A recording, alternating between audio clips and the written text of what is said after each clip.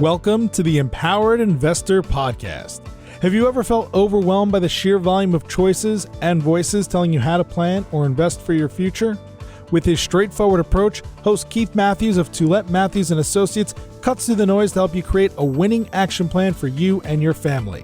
The decision-making framework discussed in this show can transform you and your investment experiences and will increase your odds of becoming financially secure. Learn more and subscribe today at tma-invest.com. Welcome to the Empowered Investor. My name is Keith Matthews and I'm joined by my co-host Marcelo Taboada. Marcelo, how are you today? Keith, I'm doing great. It's great to be back in the podcast. I was in the last show with Jackson on the US election. And just so people know, it's kind of hard to not laugh right now because you're wearing a very nice costume and we're in Halloween today.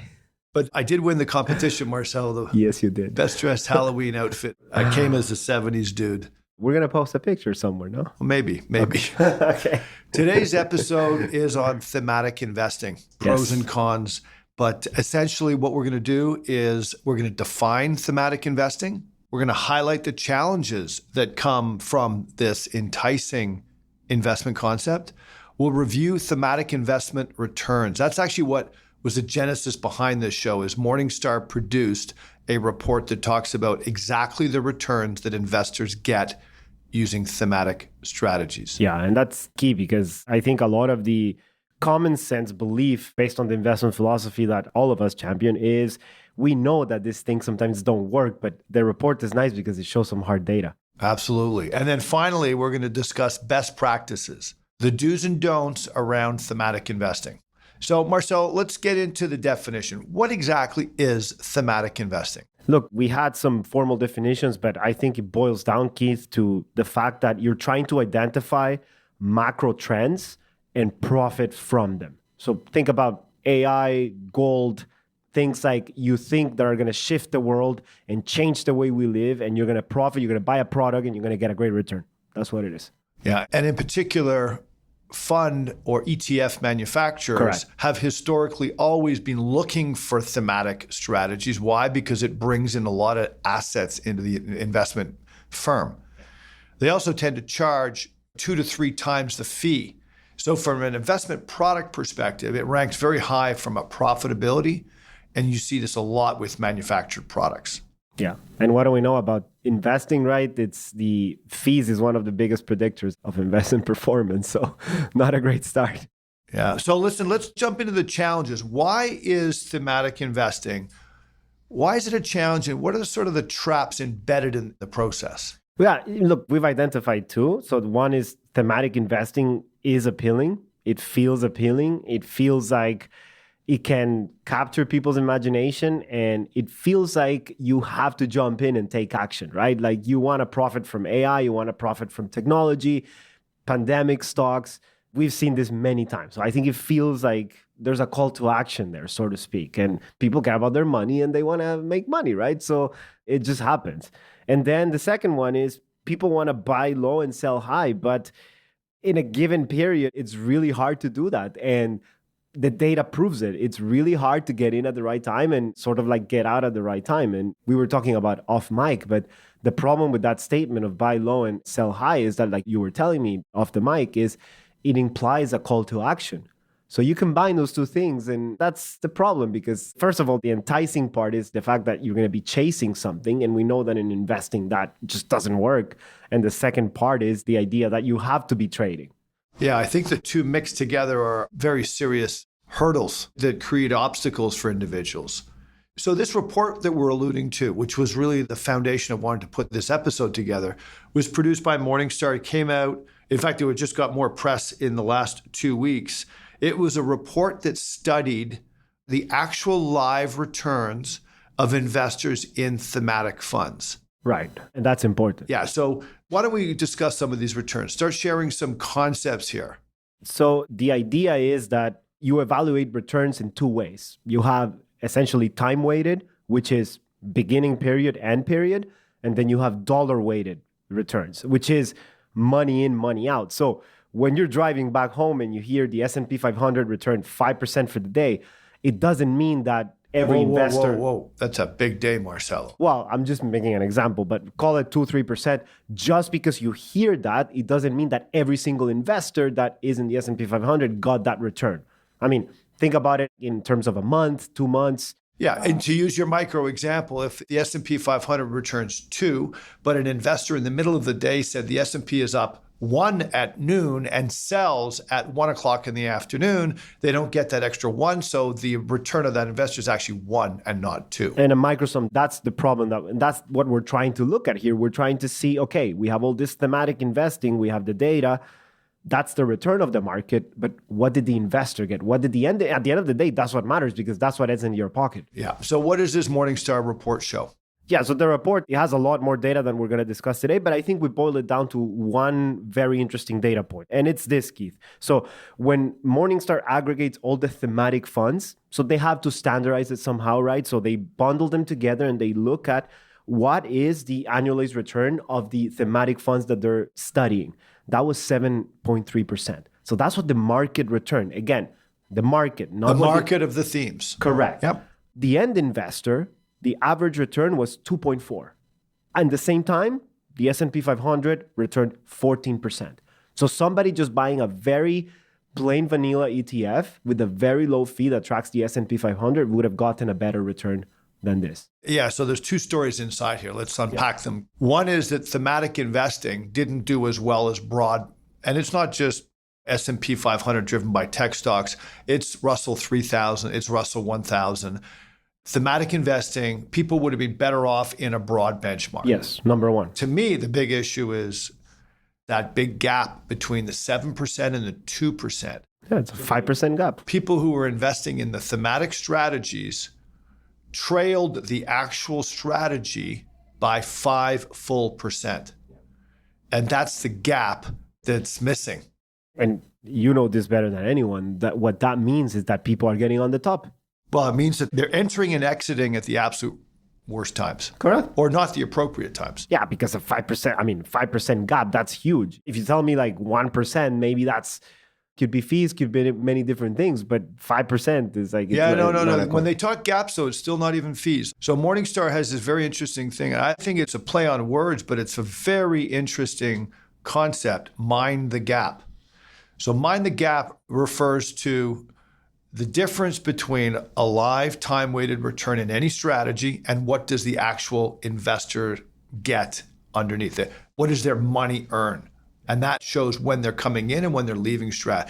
And the gap has historically always existed. Yeah, I mean, that report is old, right? Like it's been around for a long time. Well, yeah, but they do the Mind the Gap report all the time. Every year they'll do Mind the Gap. And so the reports we've seen would say things like, on average, investors miss maybe 1%, maybe 2%, depending on the strategy of what they're getting versus what the strategy gets, 1 or 2. Thematic is 5. That is off the charts. Yeah, it makes no sense to me. Well, what it means is the investors that are in thematic strategies are not doing themselves any real service because on average, they're not getting the results. And what it also means to me, and this is just a general, what I find fascinating is the next time people hear, oh, I'm in this thematic strategy, I've done so well, they might have done well, but on average, most people who are investing in the thematic strategies aren't doing that well.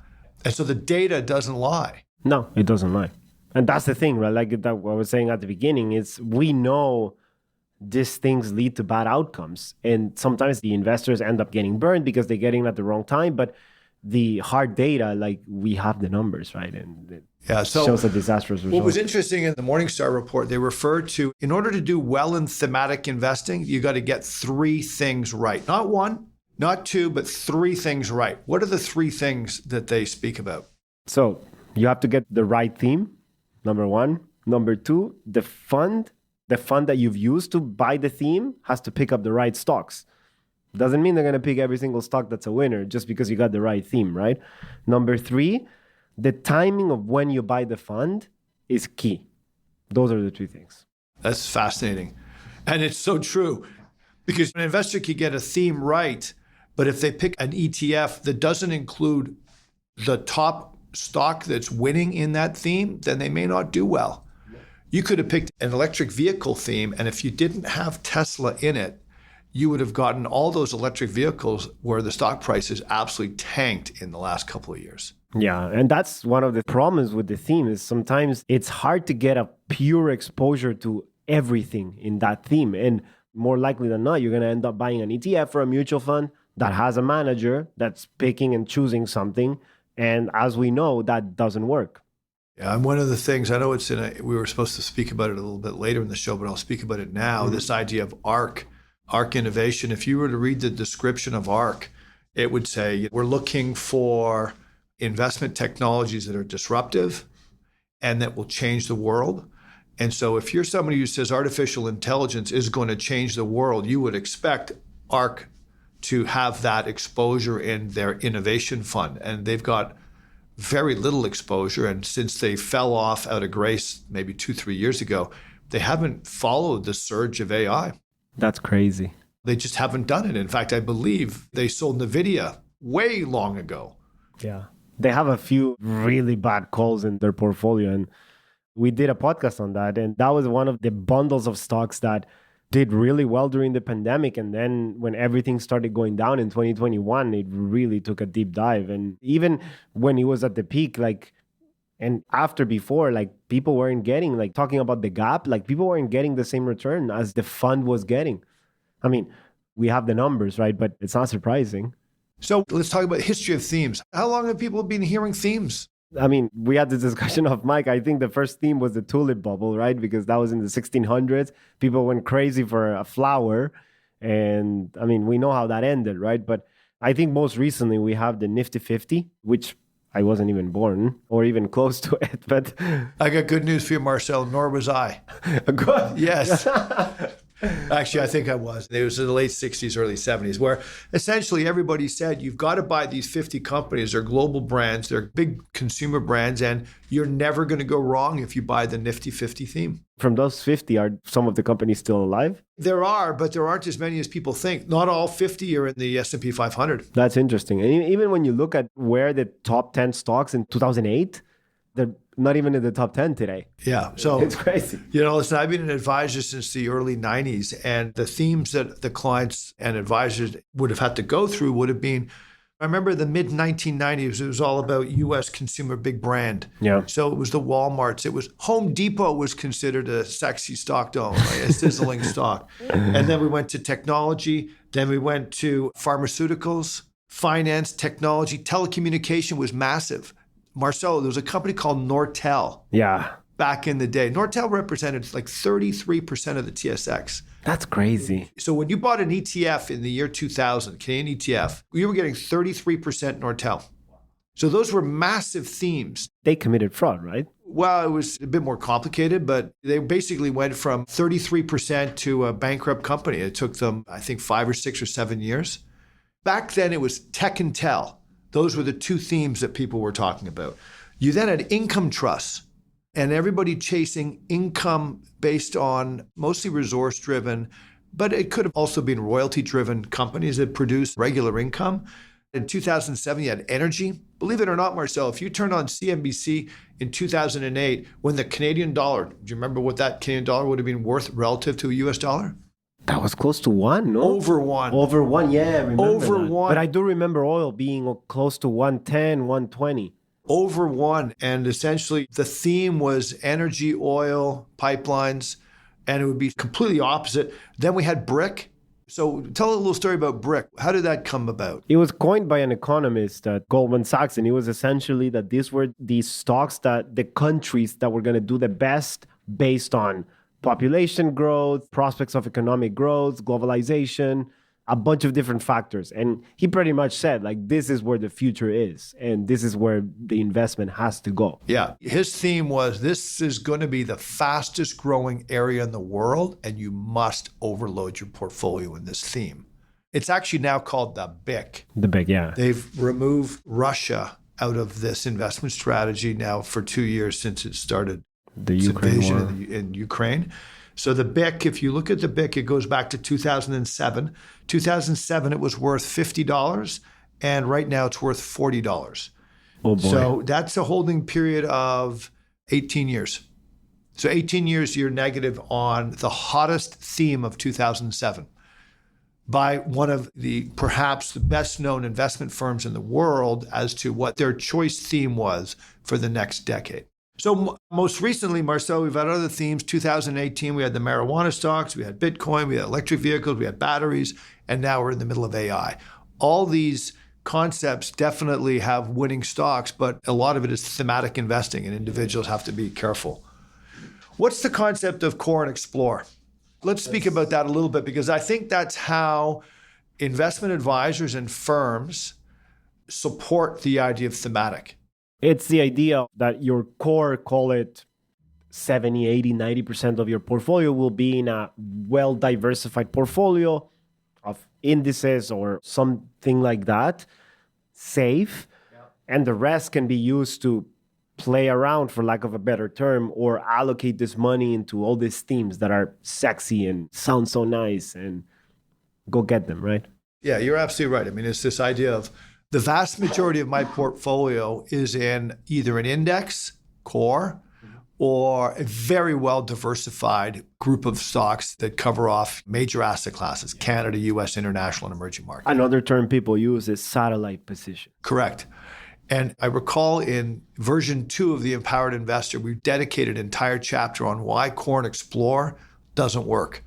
You can get sort of short-term hits, but my experience in watching people with core and explore or core and satellite is all the energy goes into the satellites, and they're always chasing. It's always chasing themes. And then the core ends up the core does fine. Getting a better performance. The core does fine. But look, we just went through the Morningstar report where the thematic investing has a gap of 500 basis points. So if you've got 30% of your portfolio in some kind of thematic or explore component, and you're not getting the returns of the theme, because you got to get 3 things right, then you're really putting yourself at a disadvantage. Yeah. And so we've never been fans of core and explore. We speak about it all the time. We think the winning strategy is just put everything in your core positions, diversify your portfolio. I mean, when we buy US exposure for clients or Canadian exposure with the investment vehicle we own, we tell a client or an investor, you're owning that for life. I would tell every investor, if you're going to build a portfolio on your own using an exchange traded fund, when you buy Canada, you're owning Canada for the rest of your life. Yeah. When you buy the United States, you should own that for the rest of your life.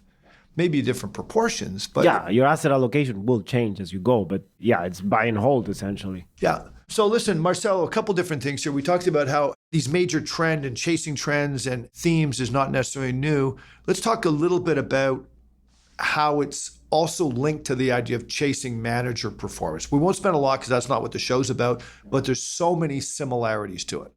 It is, because people hear a mutual fund or a manager doing well, and then the returns will pile up. And we've seen this in the Morningstar reports. The higher the star rating, so just for the listeners, Morningstar is a very well-known research firm, and they rank mutual funds by stars.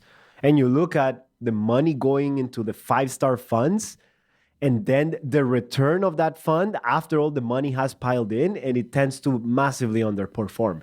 Because we're going back to the same topics, right? Like it's chasing, it's getting in at the wrong time. Because when people are throwing the money at the 5-star manager, it's already too late, right? They've already got the big numbers and now everybody knows about it. And you're probably getting in a bit too late. Well, typically speaking, a lot of these managers are in themes too.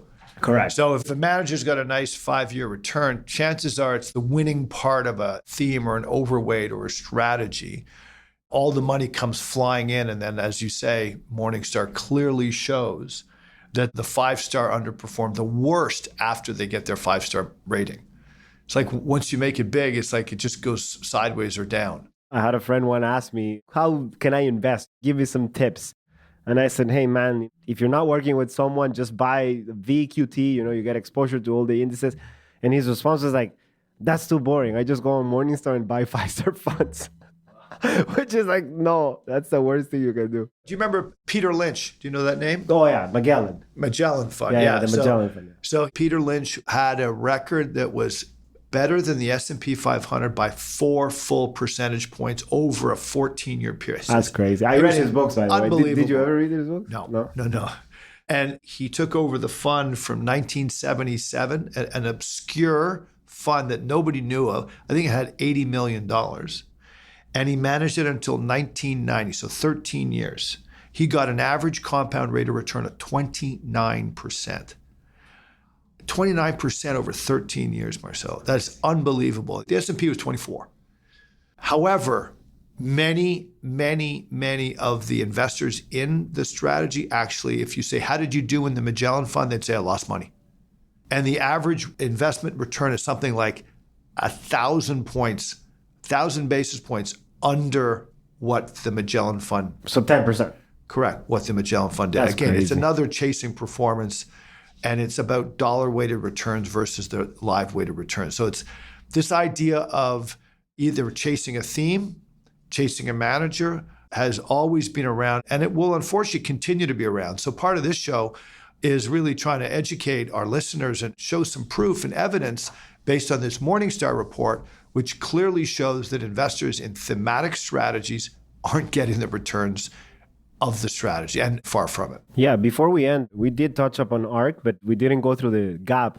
That gap is crazy. So the fund in 5 years up to 2021, so that's the latest numbers that we have on that specific return. So the fund returned about 40%. The investors over 5 years, the people putting in the money, got 10%. Yeah, that's probably the largest gap I've ever seen. Yes, me too. And again, we know what happened. They bought the strategy at the top of the market. That's when all the money went into the strategy, and then they had to take the negative years. I used to bring my dog to the dog park, and I used to be friends with a bunch of people who have dogs there. And when I told them what I did, every single person in the park asked me about ARK investments. And that was at the peak. And it totally collapsed like a few years after. But it was just funny because like that's how these things work. They really capture people's imagination. Like they get into this mindset of like, I must have this or I'm not going to make money. And it's very irrational. You're hinting on what your takeaways are. So what are the takeaways for today's show? Well, look, I think the dangling carrot will always be there for humans and investing. It's been around for years. It's always going to be there.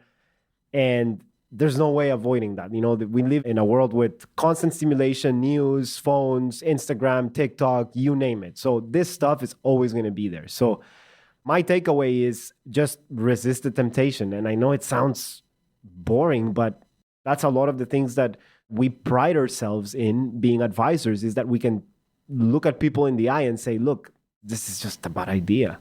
And it prevents a lot of bad outcomes. And I'm proud of that, but it's also tough. So if you're not working with an advisor, I would say be mindful and just be aware of the numbers, because the numbers don't substantiate people getting into this type of strategies. Yeah, well said. I mean, I'm going to echo that. That was a long answer. No, I'm going to echo it, but it'll be a little bit more to the point. I mean, I think the way investors should think about their portfolios is they should invest in the core and forget the explore.